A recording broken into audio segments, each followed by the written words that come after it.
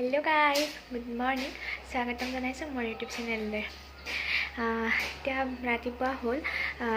মোৰ মানে বজাৰ শেষে হৈ অহা নাই আজিও অলপ বজাৰত যাব লগা আছে মানে ব্লাউজ কেইটামান চিলাব দিছিলোঁ তাৰপিছত ব্লাউজ কেইটা মানে কি হৈছে একদম বেয়া কৰি দিছে মানে মই যেনেকৈ দিছিলোঁ ডিজাইনটো তেনেকুৱাকৈ দিয়া নাই তো ব্লাউজ কেইটা মই সিদিনাত যাই আৰু দি দিছোঁ তাৰপাছত এতিয়া মানে আজি দিয়া কথা আছে এতিয়া নাজানো আৰু কি বা দে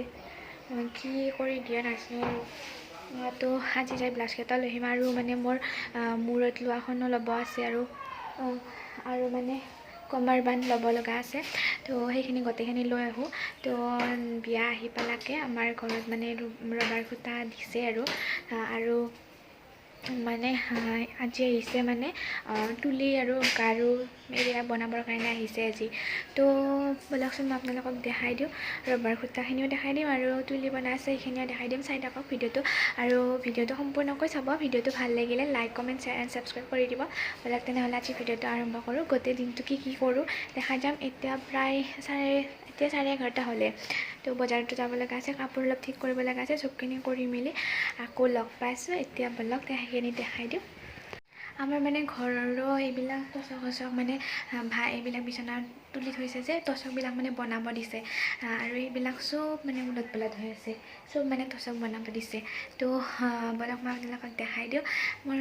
বেয়া লাগি আছে আৰু দিন যিহেতু ওচৰ চাপি আহিছে মানে তো বেয়া লাগি আছে বলক তেনেহ'লে মই দেখাই দিওঁ আপোনালোকক বিয়াকলগি আৰু পূৰা 10 দিন আছে 10 দিন আগত ৰবাৰ খুটা দিলা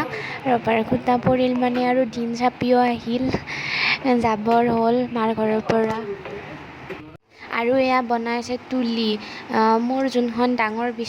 বিছনাখনত তুলিখনত 35 কিলো তোলা দিছি মানে বহুত বেছি মতা হৈছে মই আপোনালোকক পিছত দেখাই আছোঁ মানে গোটেইখন যেতিয়া বনোৱা হ'ব ঘৰৰ কাৰণেও বনাইছি মই যিহেতু দুখন বিছনা নিম গতিকে দুখন তুলি বনাইছি মোৰ কাৰণে আৰু এইবাৰ আহিলোঁ মই কাপোৰ ঠিক কৰিবৰ কাৰণে মানে বাকচত সিদিনাতো কাপোৰ ভৰাইছোঁ আপোনালোকক দেখাইছোঁ কিন্তু মানে কি হৈছে কাপোৰবিলাক ভৰাইছোঁহে ব্লাউজবিলাক যিহেতু চিলাব দিছোঁ ব্লাউজবিলাক আহি পোৱা নাই আৰু ব্লাউজবিলাক বেলেগত থৈ কাপোৰ যোৰাটো বেলেগত থ'ব নোৱাৰোঁ গতিকে যেতিয়া ব্লাউজখিনি আনাৰ পিছত আৰু তাৰে বাকচৰ পৰা কাপোৰ উলিয়াই মানে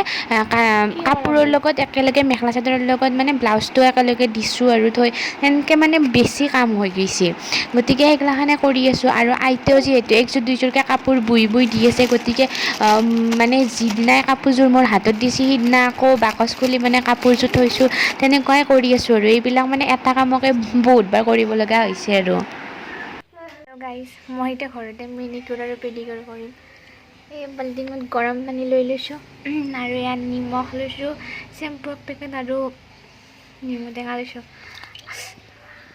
আৰু স্ক্ৰাব এটা লৈছোঁ এতিয়া পেডিকিউৰ কৰিম গৰম পানী অলপমান কুমলীয়া গৰম পানী লৈ লৈছোঁ কৰোঁ ৰ'ব এতিয়া আৰু এতিয়া মই দিছোঁ গোলাপ ফুলৰ পাহি তাৰপিছত মিক্স কৰি দি 1 পিচ নেমু আৰু 1 চামুচ নিমখ আৰু 1 পেকেট চেম্পু দি এতিয়া মই ভৰিখনতে 10 মিনিটৰ কাৰণে থৈ দিম আৰু আজি ইয়াত তুলি বনোৱা হৈ গ'ল